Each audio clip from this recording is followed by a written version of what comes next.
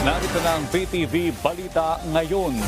Nakatakdang dumating sa Pilipinas sa Biyernes ang ilang OFWs na inilikas mula sa Lebanon. Ayon kay DFA Undersecretary Eduardo De Vega, nasa mahigit 100 OFWs mula Lebanon ang nais nang makabalik sa bansa. Magugunitang itinaas sa Alert Level 3 ng DFA ang sitwasyon sa Lebanon dahil sa bakbakan sa pagitan ng Hezbollah at Israel Military Forces. Tiniyak naman ng pamahalaan na patuloy ang pagbibigay ng tulong sa mga repatriated OFW. Samantala, naka-alerto pa rin ang Philippine National Police upang masiguro ang seguridad ngayong undas. Ayon kay PNP Chief Police General Benjamin Acorda Jr., nasa 37,000 pulis ang nakatiploy ngayon sa iba't ibang lugar. Kanina, nag-inspeksyon si PNP Chief Acorda sa Manila North Cemetery kasabay ng pagdagsa ng mga tao. Siniyasat ni Acorda ang ipinatutupad na seguridad sa sementeryo. Sa ngayon, walang untoward incident na itatala ang PNP at wala ring seryosong banta sa seguridad sa buong bansa. Maraming humahabol, nag-uwian. So yung mga areas naka-deploy din sa mga ibang terminals. But based on our reports, halos naka-uwi na during the pagboboto, long weekend. So kukunti yung nagiging issues sa mga terminals. Samantala, alamin naman natin ang iba pang balita mula kay Julius Pacot ng PTV Davao. Mayong adlaw, gidagsa sa libuan ka mga tao ang gipahigayong Aurora Music Fest ni atong Sabado sa gabi diha sa Crocodile Park. Bida dinhi ang mga hot air balloon display nga pinakaunang nagpahigayon dinhi sa Davao City. Lingaw og naninganha ang mga mitambong sa mong event, busa tudo ang ilang pagpapicture.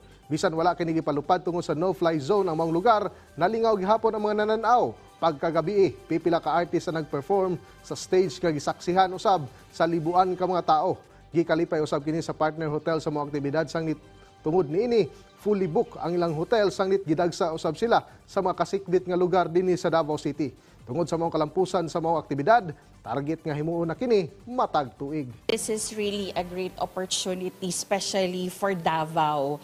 Kasi we all know that before, hindi naman ganun ka-active ang Davao doing all these concerts. But then, with what I have realized, with the generations right now, they're really more into it. You have noticed then kasi our hotel has been catering a lot of artists. Samtang gilantaw sa Department of Agriculture Region 11 kung DA11 ang pagkunhod sa supply sa prutas karong holiday season. Gibutyag sa DA nga adunay pag-ubos sa supply sa prutas o mga ani karong umabot nga bulan sa Disyembre. Sumala pa ni DA11 Focal Person for Fruits nga si Irene Sigerio. Mukabat lang sa kapin 80 metric tons sa prutas o uban pang tanom ang ma-harvest sa bulan sa Disyembre. Dugang pa sa mga opisyal nga lantawon usab sa mga konsumante ang pagtaas sa presyo labi na kay kulang ang supply niini, ingon man taas ang demand. Samtang padayon gihapon ang pagpanubay sa DA11 sa mga presyo sa prutas aron dili kini mapahimuslan sa ubang mga negosyante. Apan gipaklaro usab sa DA11 nga aduna pay laing pamaagi ni ana ug mamahimo silang mukuha og supply sa ubang rehiyon aron mapugnan ang nihit nga supply sa prutas sa dakbayan sa Davao. Og mao katong mga nag-unang mga balita gikan dinhi sa PTV Davao. Ako si Julius Pacot. Mayong adlaw. Daghang salamat, Julius Pacot.